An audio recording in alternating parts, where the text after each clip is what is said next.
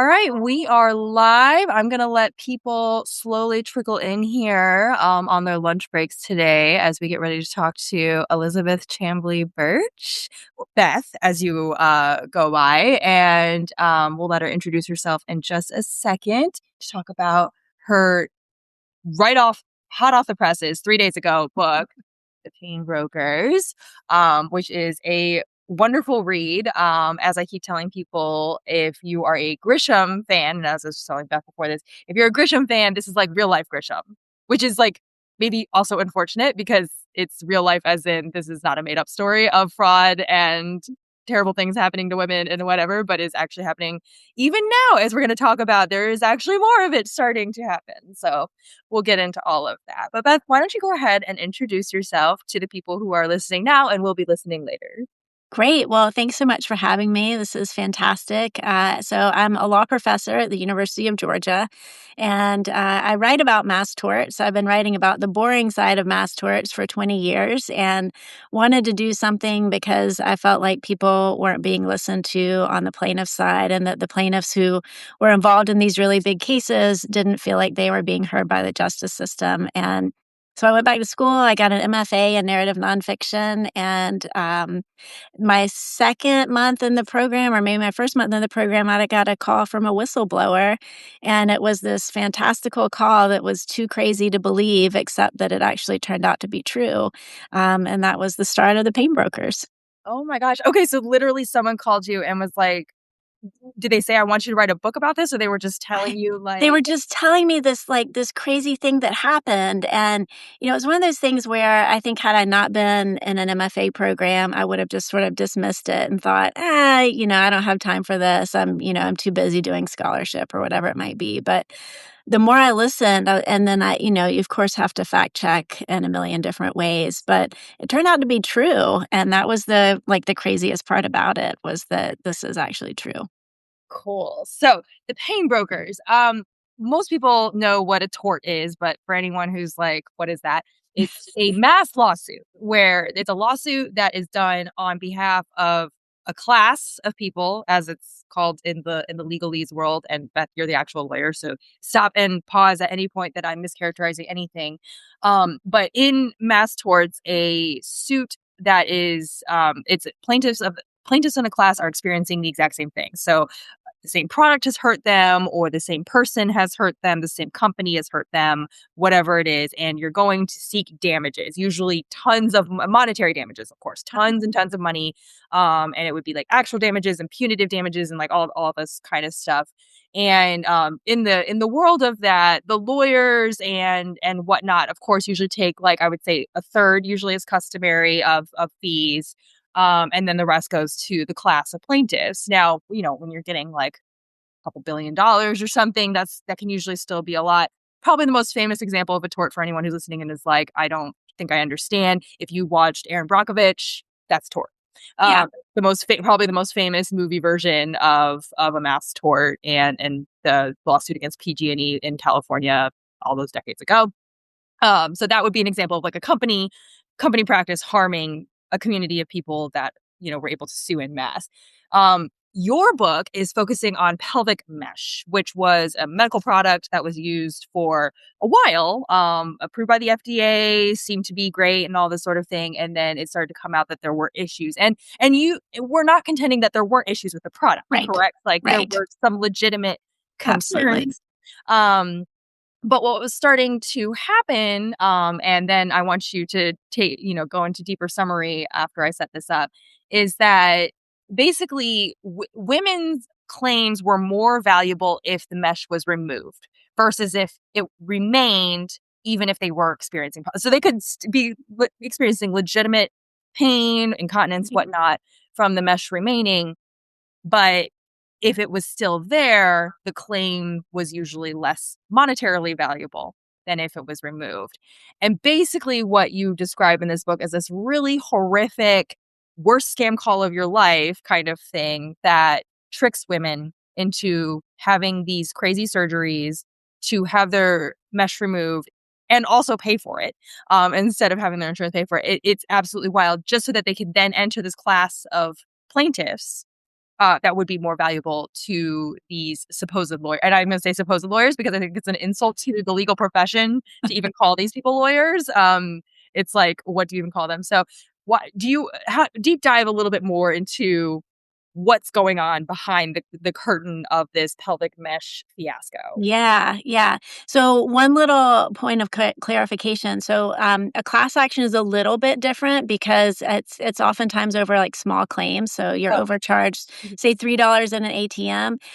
Class actions can be kind of the dark side of the world too. But mass torts is like the Wild West. So class actions, there are at least rules. There are some due process checklists that you have to follow. Mass torts have all of the same sort of problems that you have in a class action, but none of the safeguards.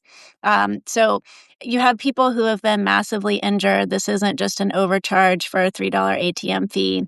These are people who have pelvic mesh.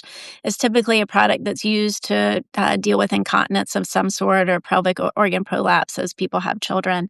And these women were getting these calls out of the blue, and it didn't raise an antenna because the callers actually had the women's medical information. So there was a data breach that happened in India.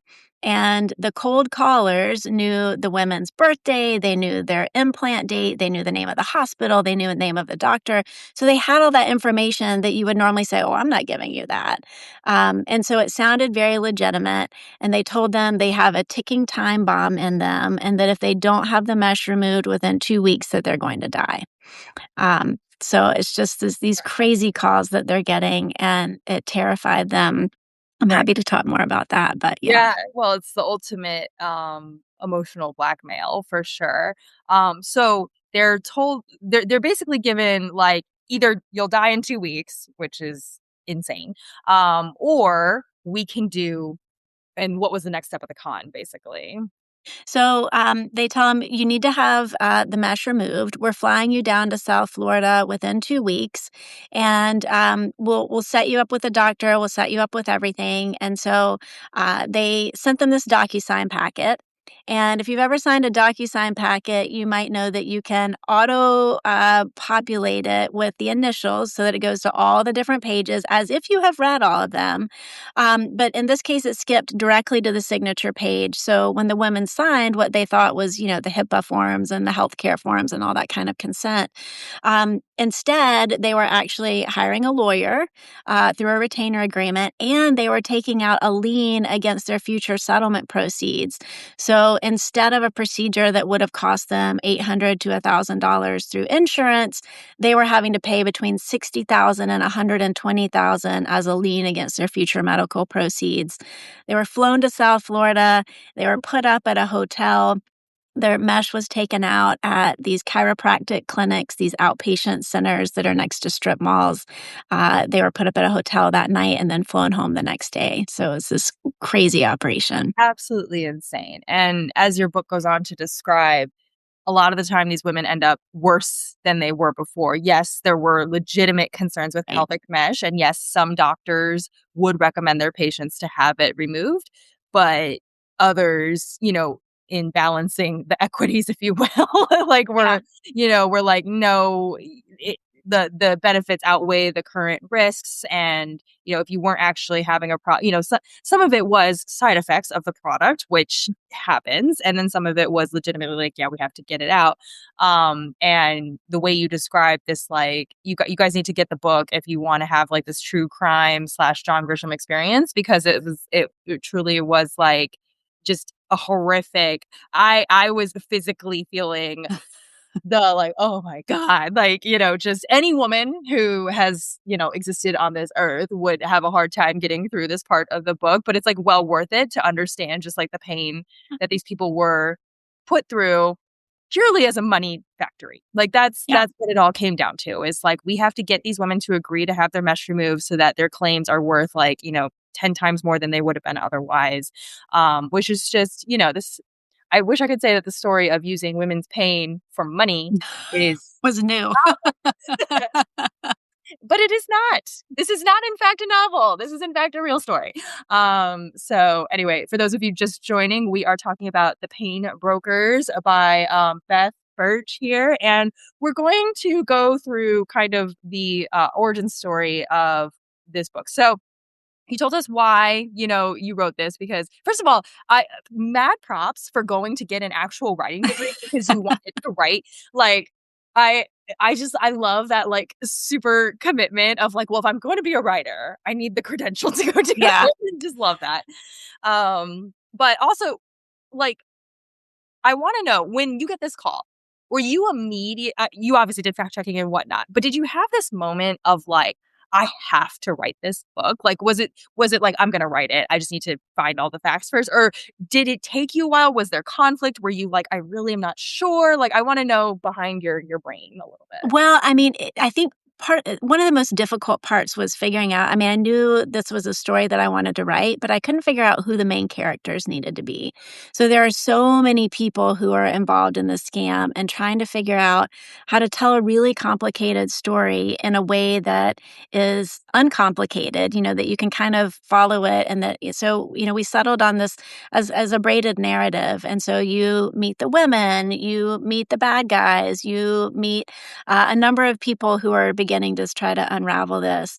But it was, this moment of, do I dig into this? Is this the right thing? And I had recently talked to J.R. Baxter, who is the lawyer in the story, and had gotten a little bit of flavor for this. And so when Ron called, I didn't immediately put the two and two together. So when the whistleblower called, I didn't realize that we were talking about the same scam.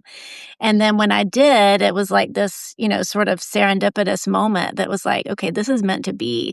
Like, Right. this guy just randomly calls me after I've been talking to this young lawyer in Arkansas about the same sort of thing. And at first I thought there was a connection that JR had sent in my way, but he had not. It was all independent. Oh, so it was like two It was separate. just two sort of things happening, and Yeah. then yeah, The yeah. universe was telling you to write the It book. was That absolutely that it was making it it's like, if you're not clear yet, I'm gonna make right, it super clear. I mean, I do love at the beginning that you had a flow chart. If anyone knows anything about me, I love my whiteboard and my flow charts. I'm like, all right, let's get everything. Because you're right, it's a super complicated story. yeah, Even as I'm reading it, I'm like, okay, who is this again? Who's Vince Chambra? What did they do? Okay, that's right. They're the, because right, that's part of a good con, really, is having it so convoluted. yeah, And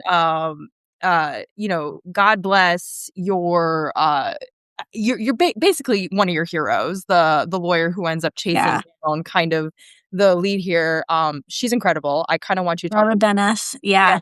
yeah, Yep. yes, I definitely want you to talk about Venice some more.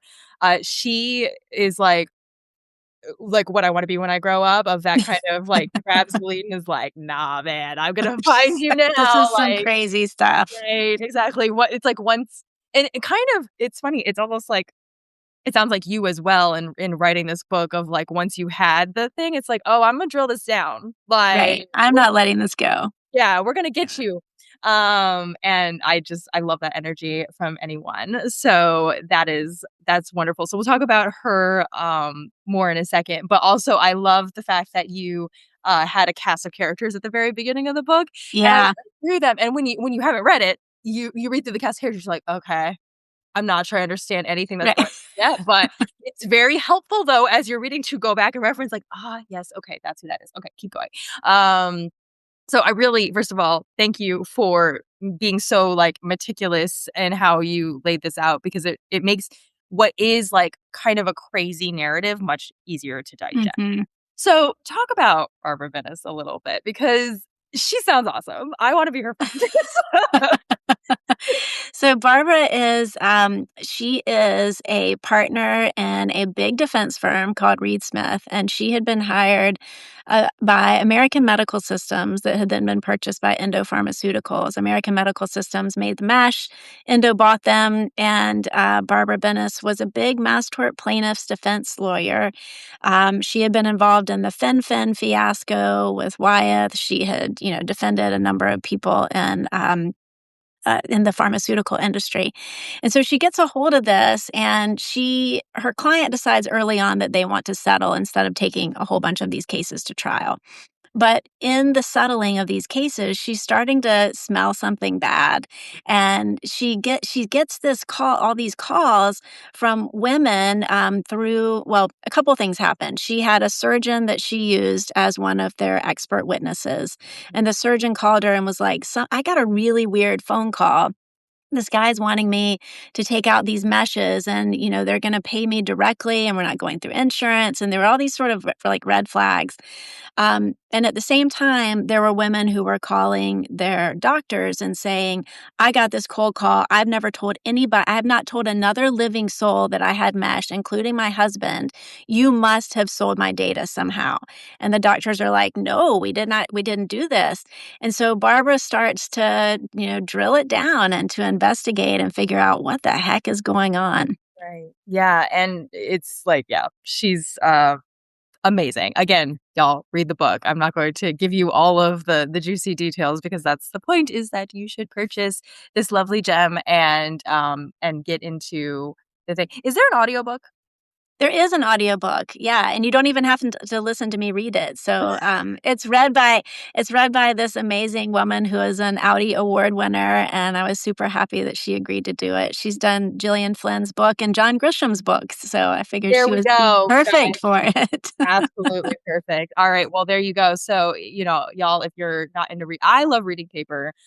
When Beth first reached out to me, she was like, here's a PDF. And I was like, if it's not too much trouble, I'll have the physical copy. I really love physical books. I I like do. to, yeah. I am 1,000 years old and I just, Well, as you can tell, I have a million books, so I prefer paper. I don't own an e-reader. I will do audiobooks. I will do. I like audio, yeah. Yeah, but even then, it's like sometimes I'm like, I just want to hold the book and read it. Like yeah. Anyway, again, I'm from the before times people. I want to talk about a possible sequel to your book already. I know you just wrote it and it just came out.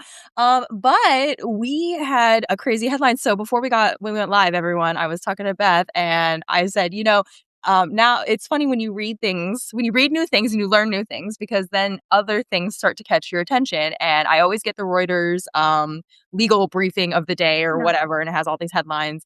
And I skim headlines like anybody. I can't read every single freaking news article that's ever been published or I'll go insane. But then I saw one flash by and it was in the bottom. It's not a big one, about Epic Systems suing over what seems to be very pain brokery type activities. So let's talk about that complaint for a second, because Epic Systems is an EMS, an electronic medical system, for anyone who, like, most of the time, if you went to the doctor and they're putting stuff into the computer or whatever, a lot of the time that's Epic. And so they're suing because they believe that their data has been unlawfully attained by nefarious dealers. Number of entities, Right. yeah. Yes. Yeah. Yeah. Several. So do you want to talk more about that complaint? I know I kind of threw it at you and it's like, Yeah. So, I mean, it was just filed this week and it's, a complaint is allegations, it's not facts, but the allegations are against a whole bunch of different companies. I was just looking at this list here: Health Gorilla, Ravella Med. I mean, all these, they sound kind of sketchy. And they are suing for fraud. They're suing for aiding and abetting fraud. They're suing for breach of contract. They're suing for all of these, breach of these trade practices acts. And essentially what they're alleging is that they are using this data for improper purposes, one of which is for mass tort plaintiffs' attorneys. exactly. So we have I was telling Kate earlier, you wonder, is this the beginnings of the Pain Brokers 2.0? Yeah. I mean, I my jaw dropped when I saw that headline. I was like, because when did you start writing this book? I never. I started in, let's see, September of 2021. Oh my God. Okay. Yes. Yeah. So that was, almost 5 years ago. Yeah. And obviously what, your book outlines activities that have been happening for years before Right. that. So, and this is 2026. And so now we've got this new legal complaint, with several companies. And Epic is like, is it the number one EMS in the country? Like, It's huge. If it's not number one, it must be close. yeah, Yeah. I was gonna say I can't even name another one. I usually, every time I go to a doctor, I'm one of the weirdos who's actually reading the screen to like figure out what it is. Wait, who Yeah, am I giving this information I to? know. I like, yeah, people. People, I'm just a strange person. Don't mind me. But yeah, I, you know, like anyway, it's just horrifying because I'm like, okay, so when I get this call, this is why everyone, by the way, like, don't answer your phone if you don't recognize the number. Screen the call. There's so many call screening things now and whatever, make them leave a voicemail, make them do whatever. I refuse to answer my phone. And I tell people all the time, and especially now that I've gotten into like this kind of journalistic situation, I'm like, you need to identify yourself when you're calling me or when you're texting me or whatever. I will just ignore you otherwise for exactly this reason. So it's really like a big thing. So any one thing that I love about your book, and this is, I think, where we'll close out, but what I love about your book is that you do a really good job of centering the women. It would be very easy, and we talked about Barbara Bennis obviously being kind of, a hero of sorts because she's the lawyer who really drills down. She uses her power and her resources to be like, yeah, even though we're settling, we're actually going to deal with this, Right. which I really appreciate. But at the end of the day, the ones who are caught ground into the gears of this machine are these women. And I appreciate so much that you centered their stories, you give them names, and they, are the centerpiece. Are you willing, obviously, privacy is a thing, and I'm not telling you to put anybody on blast, but to give updates about where these women are as far as like post the pain broker, like Yeah. how is the Yeah. justice system moving and all that kind of thing? I mean, I don't wanna give away the ending, but, not much has changed. So I'll Mm, just sort of say it in that wow. way. I think Sharon Gore is doing pretty well. She's had a number of procedures to try to fix the fix. Right. And then Barbara Shepherd is doing well as well. She has a number of grandkids at this point and is back in her house up in Claremont, New Hampshire, and she's still working 2 jobs. She's still fixing things around her house. She's still just as handy as ever. And Jerry Plummer well, I won't give away the end for Yeah, Jerry yeah. Plummer. There we Yeah, go. We're gonna, yeah, like, leave yeah. that there. I, you know, I I truly appreciate that this book was clearly took a long time. You like you said, you started it in 2021, as you were getting a degree to make sure that you could be an amazing writer, which you are. And it is coming out in January 2026. And also you can't put a narrative like this together without having I can't even imagine the research you've got behind it, Well, like yeah, hundreds of pages, thousands yeah, of pages, I am sure, of stuff behind every single page. So thank you for just like digging into it and then making it into something digestible. I think yeah, one thing that I'm learning about, like, obviously I focus more on like civic engagement and politics and whatnot and economics.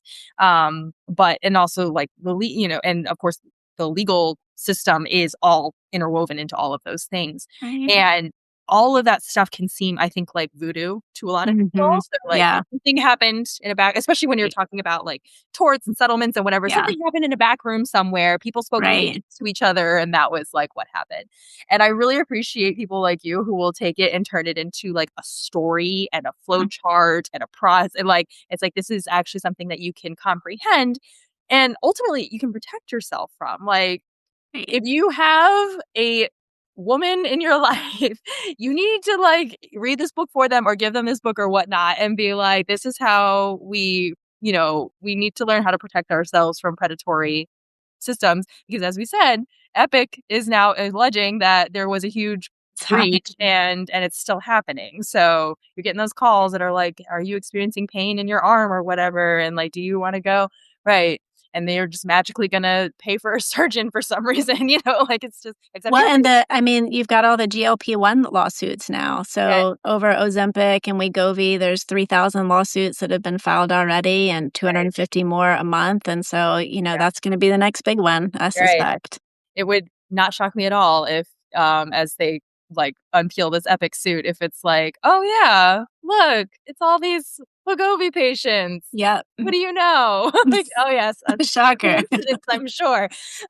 Anyway, Bev, any final thoughts before we close out today? Oh, I'm just so excited to get these stories out there. These women are so excited. I heard from Jerry Plummer and Barb and Sharon this week, and they're just thrilled that this is out in the world. So I hope people will read it. Yes, please do. It really is some girl power too. These women connected with each other and started like they formed their little tribe and that was part of how Yeah. they were able to like also bring justice was comparing notes and I just Digging. Yep. yeah, right, digging. It really it I talk all the time on my various like channels and whatnot about like, you know, making that one call, doing that one ask, Mhm. inquiring minds want to know. I said that earlier this week. Like pushing on the system. It does work. It feels like you're pushing against a brick wall by yourself most of the time. Brick wall. But and so it's incredibly frustrating, right, on Yeah. an individual basis. What is so beautiful is when you get to step back and when a story has unfolded, as this one has over obviously the course of like a decade, is that you start to see where it's like, but we were all actually pushing, Yeah. and eventually it came These down. collective efforts. Right. Right, exactly. Right. And this is definitely a story of like collective effort. There were a lot of people Yeah. who had to do the right thing, even nefarious people who, you're kind of like you know, um, antagonistic towards like, Yeah. "Okay, cool, I'm glad you, like, said something even though you kinda suck." Like, Right. like, there's that too. It takes all kinds. But still that same that ethic of if you see something, say something. It's really that simple. Yeah. If you realize that that's not right, raise your voice somehow, Yeah. and it will start something that will start something else that will start something else, and then someone maybe with more power, more resources, like Barbara Bennett, for instance, grabs it and is able to take it much further than you would have been able to. That's how change happens. Nothing. My saying, nothing changes if nothing changes. Like That's right. you The must butterfly effect. exactly. Yeah. And then you got beautiful people like Beth here who write amazing books, go to an entire school to learn to write books, and then write something awesome like The Painbroker. So this is out right now. It came out on the 13th, so it is literally out this week. And you can buy it at bookshop.org because we're not going to invoke the name of that man's company that I won't say. And also you can get the audiobook, I'm sure on all the audiobook Yeah. platforms in which people do Yeah. that, or the e-reader or whatnot. And Beth, I really appreciate your time today. Thank Oh, this you. has been great. Thank you, Yeah, Kate. of course. Thank you so much for being part, like a gem in the legal system, like Likewise. yeah, part of all of that. Yeah. All right, everybody. Oh, you've already got a purchase. Thanks, Mark. Thank you for purchasing the book. Thank you so Yeah. much. I hope you Yeah. enjoy it. All right, everybody. Have a wonderful rest of your day. I think this is a great way to have a Friday. So, Happy Friday. yep. Happy Friday, everyone. Bye. Bye. Thank you.